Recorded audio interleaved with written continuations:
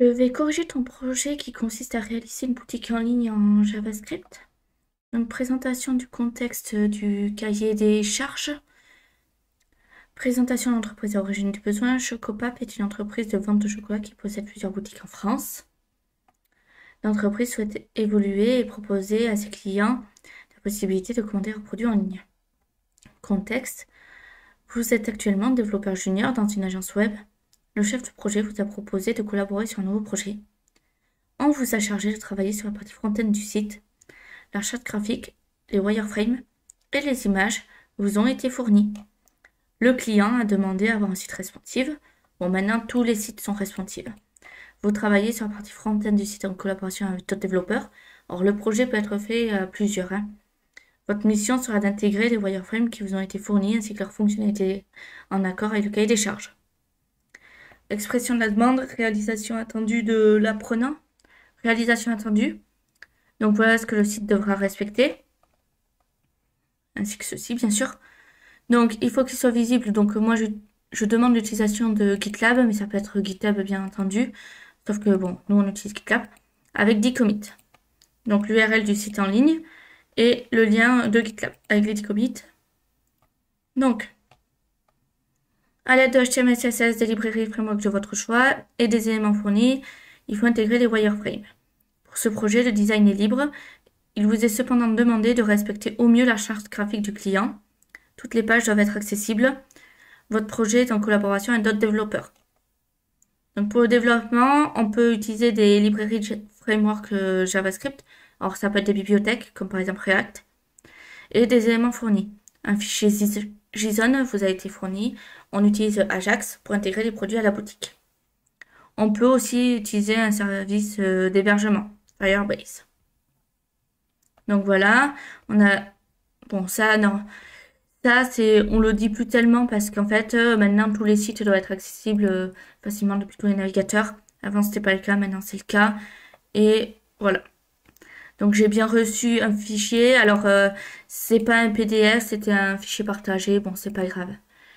Alors, on va regarder, pour commencer, les branches. En fait, non, ceci. Hop, le GitLab. Donc, ce que j'ai trouvé très bien, c'est ton README, qui est très clair. Donc, par contre, là, tu dis qu'il faut ces versions-là, mais si la personne a des versions antérieures, tu ne dis pas comment les installer. Donc ça, c'est un petit souci. Donc, je te conseille de le compléter. Parce que moi, bon, j'ai rapidement regardé avant et j'avais pas du tout ces versions-là. Donc, j'ai dû chercher comment les installer. Alors que normalement, quand un collaborateur est sur un projet, il n'a pas forcément besoin de chercher ce genre de choses. Ça doit être écrit dans le README ou dans Confluence. Tu verras plus tard ce que c'est un Confluence. Le reste, c'est très bien, pas de souci là-dessus. Pour ce qui est des branches, alors là, on a deux branches. Alors, si je vais dans toutes, donc dans toutes, on a deux seules branches.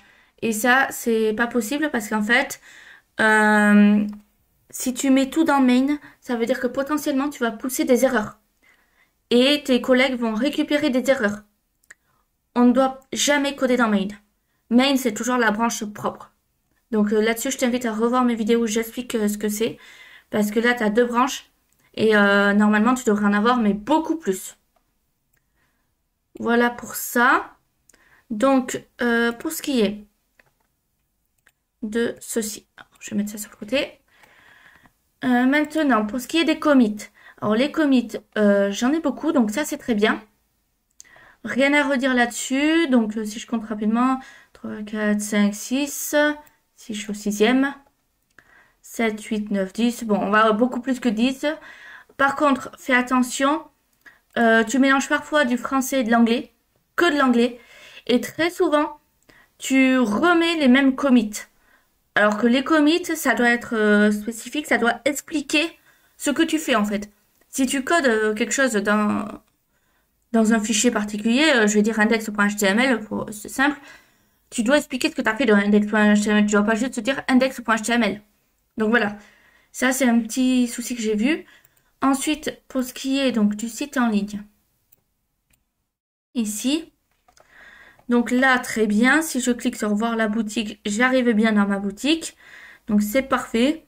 Si je dis que je veux que le lait, j'avais bien le lait. Si je veux que le prix minimum soit de 4, ça s'actualise tout seul. Donc c'est très bien. Il n'y a pas de bouton actualiser ou quelque chose comme ça. Si j'ajoute ça, ça et ça au panier, alors là j'ai 4 articles alors que j'en ai choisi que 3. Ça fait rare. Donc, on va recommencer. Donc, je retourne sur boutique. Hop, je vais prendre que les blancs. J'en prends 2 blancs. Et je vais prendre un au lait. Ça m'en fait bien 3. Donc là, on est bon pour ça. Donc, rien à redire. On a bien nos 2 produits avec le total et le total des produits. Donc, c'est très bien. Je retourne sur l'accueil et j'ai bien mes 2 produits qui sont restés. Donc là, c'est parfait. Si je vais sur le code maintenant. Donc, maintenant, il faut ces versions-là. Donc, j'ouvre un terminal. Alors, si je fais npm-v, alors je suis pas obligée d'écrire version, hein, je peux écrire juste -v. Comme on peut voir 10.9, donc c'est bon, j'ai bien fait la mise à jour. Si je fais node-v, j'ai bien la même chose, donc c'est bon pour ça. Maintenant, ceci.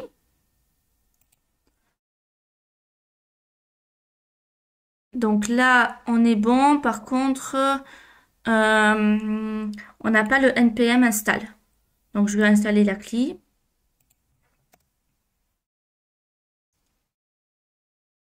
Mais potentiellement, il manque quelque part le npm install.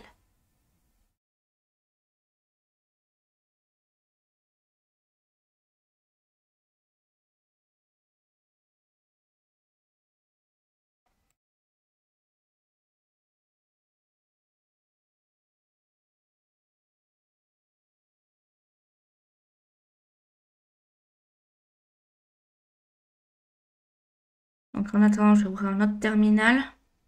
Tant que ceci se fasse. Et je vais faire npm install. Donc les deux sont en cours. Voilà, le travail. Donc là, comme on peut le voir, ça a bien ajouté les packages. On a bien notre module ici. Et là, ça finit les installations.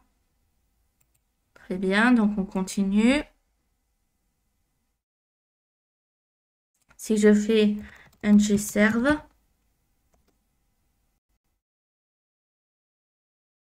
donc là, ça dit que ça ne fonctionne pas.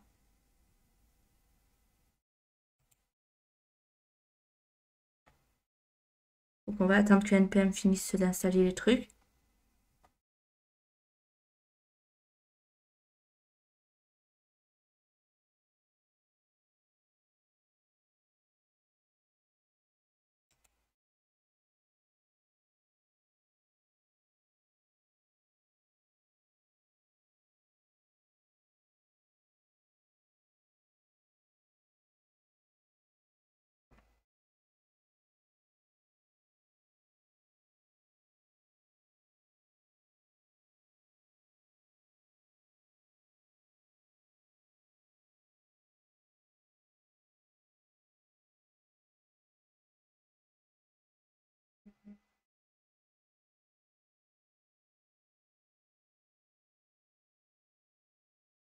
Donc là, c'est bon. Donc, je vais fermer celui-là. Si je réessaye de faire ng-serve ici.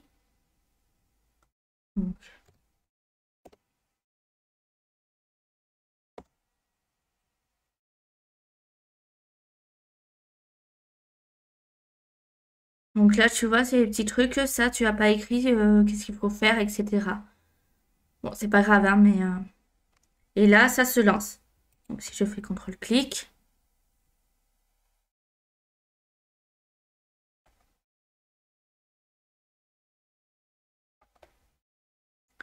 Donc ensuite, on continue.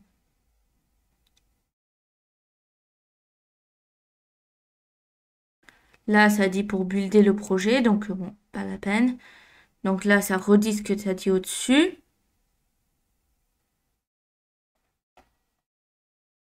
Et donc là, c'est bon.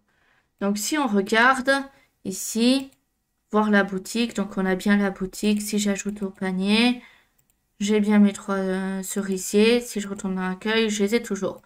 Donc ça, c'est parfait. C'est bon. Donc pense juste à compléter les petits trucs que je t'ai dit pour le readme. Maintenant, alors,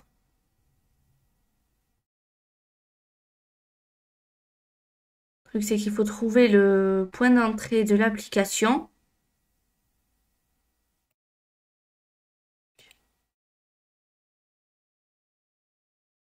On a le readme, donc là non. Non, là non. C'est étonnant que le point d'entrée ne soit pas justement ici, le index, et qu'il soit dans SRC. Mais bon, après tout, c'est possible, hein. Donc là, uproot. Donc, on nous dit body, donc uproot.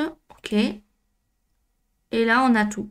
Fais attention, ça se nomme en anglais toujours, pas accueil. Home. Parce que là, tu mets du franglais, tu mets patch not found, ensuite panier, ensuite shop. Il faut décider. Et on décide, on fait de l'anglais toujours. Donc, OK, si je vais sur accueil, donc là, j'ai le component.css, le HTML. Donc là, j'ai du TS, TypeScript. Et là, idem. Donc, OK, ça c'est bien. Bon, si je vais...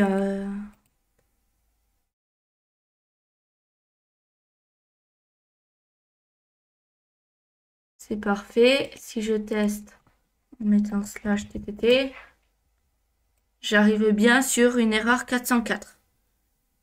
C'est très bien. Donc pour moi, c'est bon. Rien de particulier à dire là-dessus. Donc, si je regarde rapidement. C'est très bien. Fais attention à ce point VS Code et point Angular. Si tu vas sur point Gitignore ici, tu vois, tu as le point VS Code ici. Malgré que tu l'aies mis dans point Gitignore, il s'est quand même retrouvé dans GitLab alors que normalement il ne devrait pas. Donc fais bien attention à bien remplir ton point Gitignore en premier. Alors normalement il y a des trucs comme VS Code qui se remplissent tout seul. Et ensuite à l'envoyer. Ok, très bien. Donc, ben, c'est du très bon travail. Continue comme ça.